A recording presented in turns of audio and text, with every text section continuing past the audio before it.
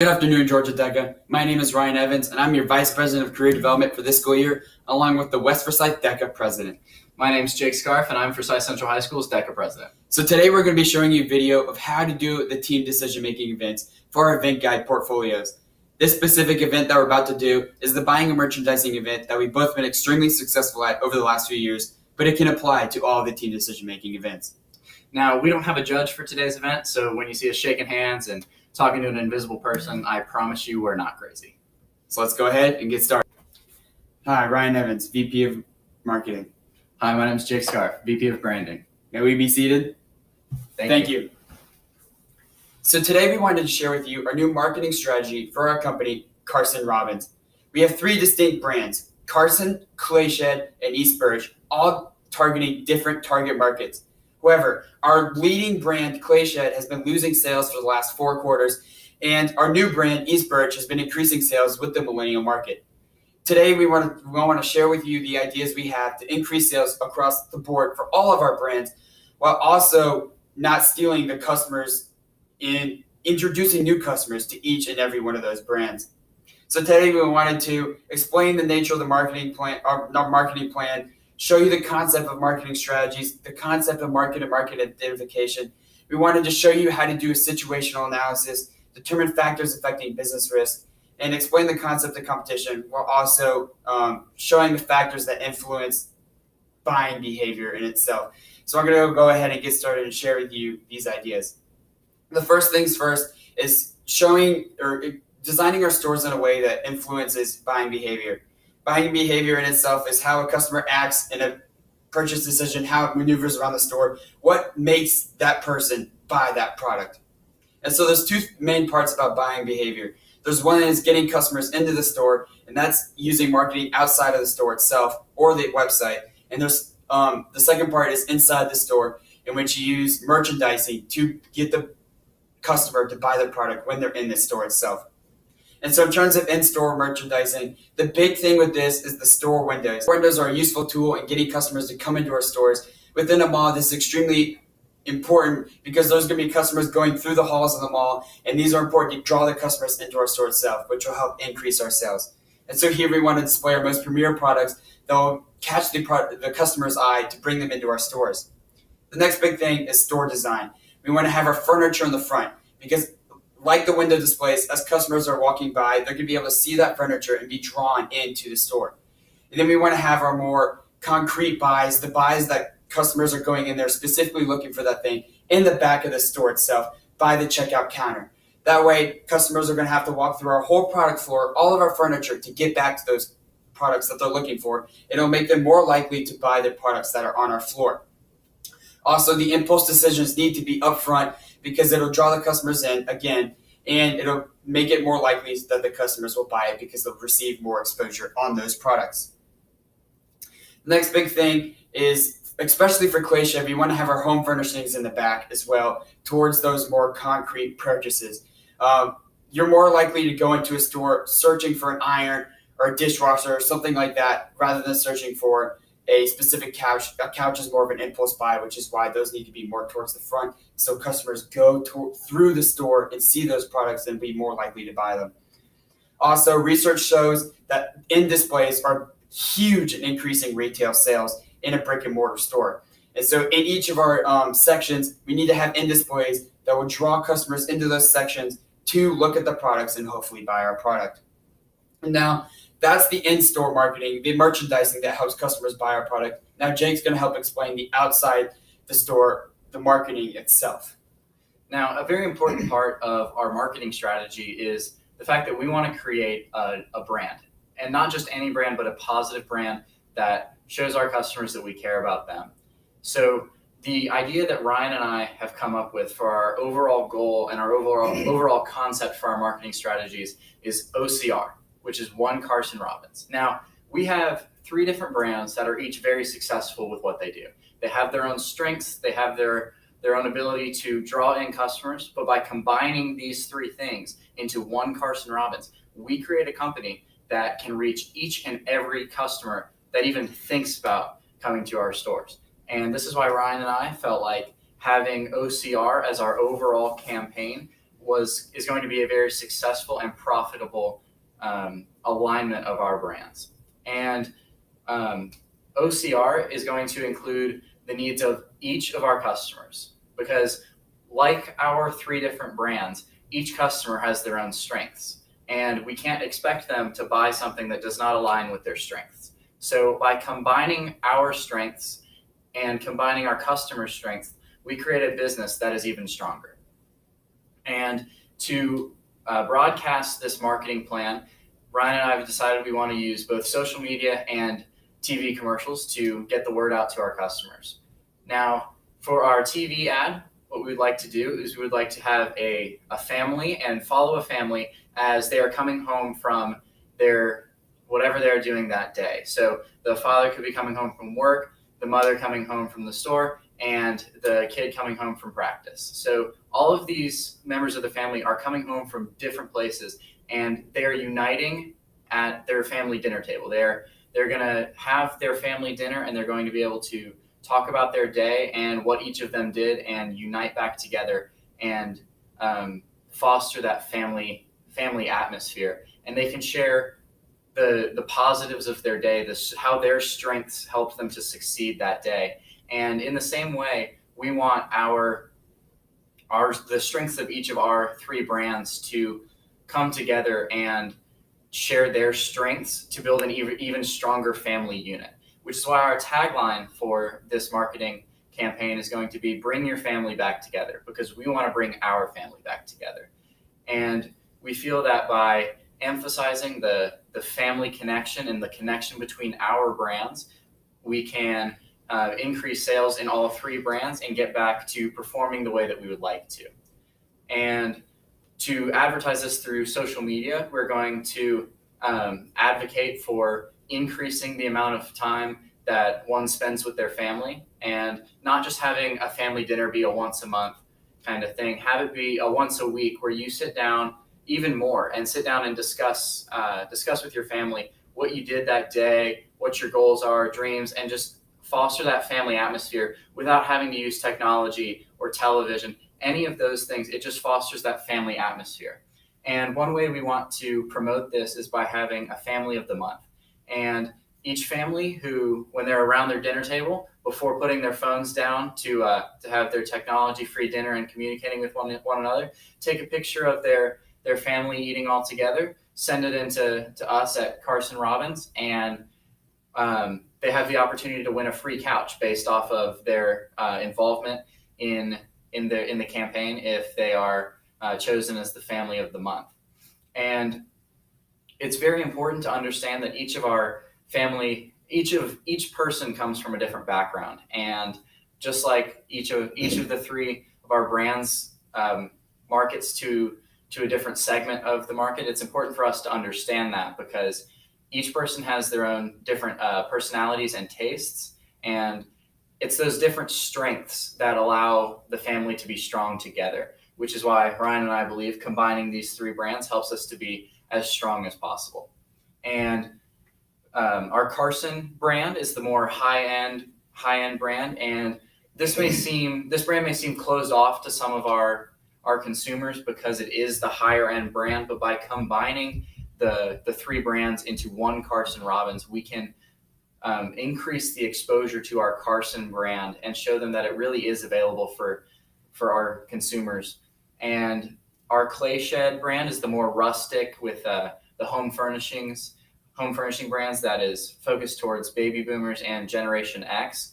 And our millennial generation feels like they can't fit in that market because it doesn't fit their lifestyle. The bulky furniture, they feel like it's unnecessary and that it doesn't fit their lifestyle. So we don't want to alienate any part of our market. We want to make sure that everyone feels included in our Carson Robbins family.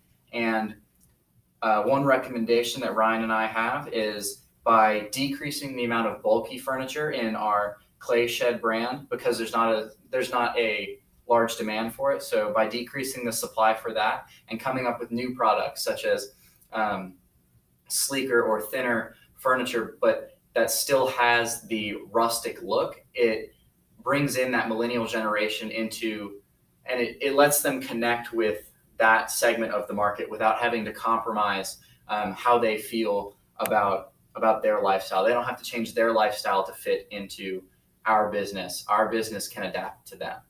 And lastly, East Birch is our simple, more modern and urban furniture brand. And mainly this is sold online, but we want to include this in our stores by combining the three brands, because it allows the Generation X and baby boomers to connect with the millennial generation the same way that the millennials are connecting with the alterations in the clay shed. And so by providing a different avenue for our consumers to purchase East Birch, it allows them to have more exposure to it, which will increase our sales. And building on what Jake said, this will not alienate either of our markets, because with our clay shed brand, the millennials can't feel like they can't fit in because of the type of furniture that's there, but they might be able to fit in with the rustic style. And so if we give them furniture that fits their needs in that rustic style, it'll build on the market rather than taking away the modern market that's already exists within the millennial segment. Also, I'd like to go into explain how we got here with our analysis of the situation. And so the main thing we did this through is through statistics and trends of our business. We've lost money for the last 4 quarters in our clay shed brand. And so this is kind of how we got there itself. And so the big thing about situational analysis is it's analyzing where you are and where you're going.